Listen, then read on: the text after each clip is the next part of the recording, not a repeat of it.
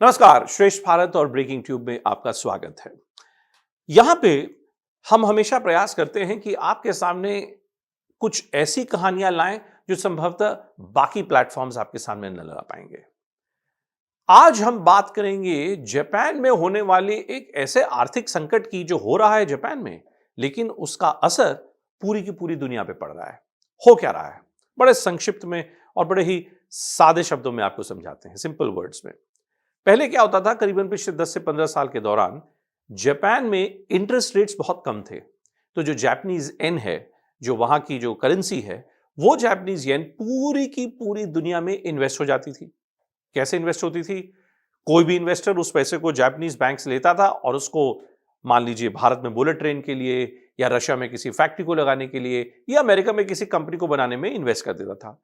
वहां पे उसको जो पैसा लगा रहा था उसके अनुपात में उसको बेहतर रिटर्न्स मिलते थे।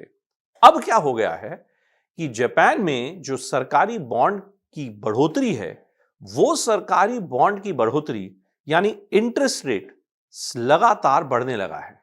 जो इंटरेस्ट रेट जापान में पहले 0% था, अब वो 1.8% हो गया है।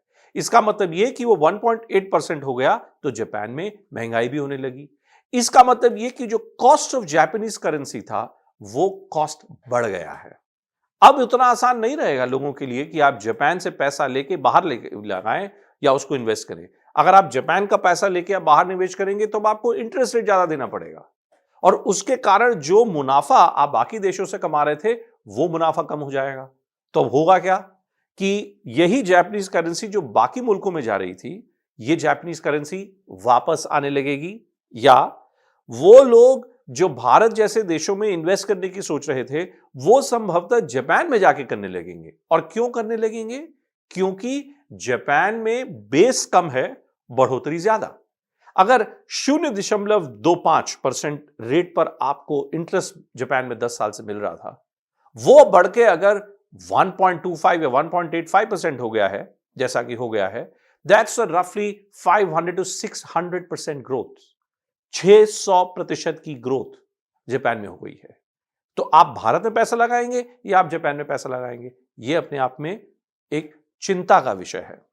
यह जरूर है कि इस पूरे एपिसोड में भारत का जो जीडीपी परफॉर्मेंस रहा है, जिस प्रकार से भारत ने अंतर्राष्ट्रीय स्तर पे अपना नाम जगजाहिर और रोशन किया है, वो हमें थोड़ी सांत्वना देता है। वो हमें बताता है कि हमारी जीडीपी जो 8.2% ग्रोथ जो रजिस्टर हुई है पिछले 6 क्वार्टर्स में, इतना स्ट्रॉन्ग आर्थिक परफॉर्मेंस तो बहुत लंबे समय से नहीं हुआ है।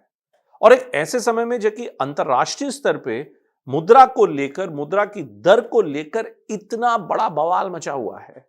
तो मित्रों, आप अगर जापान की खबर देख रहे हैं तो यह मत सोचिएगा कि ये जापान में हो रहा है सान्नू की। सान्नू ये कि वो जापान का जो पैसा जो भारत में लग रहा था, बुलेट ट्रेन में लग रहा था, उस पैसे की कीमत बढ़ जाएगी। इसके कारण जो लोन हम जापान से ले रहे थे उस बुलेट ट्रेन प्रोजेक्ट के लिए, उसकी भी कीमत बढ़ जाएगी। और वो पैसा कौन देगा?